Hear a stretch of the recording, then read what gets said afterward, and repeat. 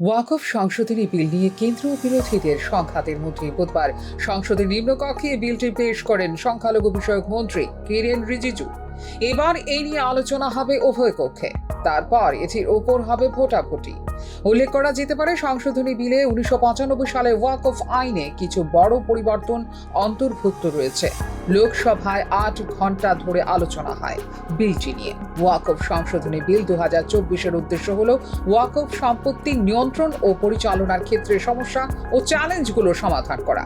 সংখ্যালঘু বিষয়ক মন্ত্রকের মতে, সংশোধনী বিলের মূল উদ্দেশ্য ভারতে ওয়াকফ সম্পত্তির প্রশাসন ও পরিচালনার উন্নতি করা।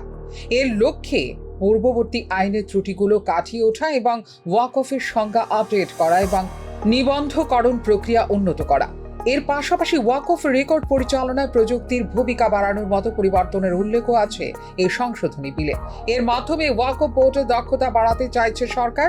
ওয়াকফ বলতে ইসলামী আইনের অধীনে একচেটিয়াভাবে ধর্মীয় বা দাতব্যর উদ্দেশ্যে নিবেদিত সম্পত্তিকে বোঝায়। এর মধ্যে রয়েছে কৃষি জমি, দালান কোঠা, দরগা, মাজার ও কবরস্থান, ঈদগাহ, খানকাহ, মাদ্রাসা, মসজিদ, প্লট, পুকুর, স্কুল, দোকানপাট সহ বিভিন্ন প্রতিষ্ঠান। এই সম্পত্তির অন্য কোনো ব্যবহার বা বিক্রি নিষিদ্ধ। ভারতে, যেখানে বিশ্বের বৃহত্তম ওয়াকফ হোল্ডিং রয়েছে, বর্তমানে সারা দেশে 9.4 লক্ষ একর জুড়ে 8.7 লক্ষ সম্পত্তি নিয়ন্ত্রণ করে ওয়াকফ বোর্ডগুলো। সশস্ত্র বাহিনী এবং ভারতীয় রেলওয়ের পরে ভারতের তৃতীয় বৃহত্তম জমির মালিক হয়ে উঠেছে ওয়াকফ বোর্ড।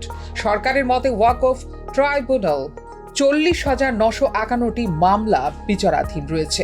এদিকে এই বিলের বিরোধিতা করেছে অল ইন্ডিয়া মুসলিম পার্সোনাল ল বোর্ড। যদি এই বিলটি সংসদে পাস হয়, তাহলে আমরা এর বিরুদ্ধে দেশব্যাপী আন্দোলন শুরু করব। আমরা শান্তিপূর্ণ আন্দোলন পরিচালনা করব বলে জানিয়েছে মুসলিম পার্সোনাল ল বোর্ড। সংখ্যালঘুদের একাংশের ধারণা, এই বিল পাস হয়ে গেলে ইসলামিক সম্পত্তি হস্তগত করবে সরকার। এই বিল ধর্মনিরপেক্ষ ভারতের সত্তায় আঘাত। বিশেষ করে ওয়াকফ বোর্ডে অমুসলিমদের প্রবেশ নিয়ে প্রবল আপত্তি রয়েছে বিরোধী শিবিরের।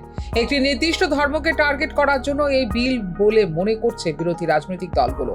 ওয়াকফ সংশোধনী বিল যখন সংসদে আনা হচ্ছে, তখন অন্তত সদস্যদের সংশোধন করার ক্ষমতা দেওয়া উচিত।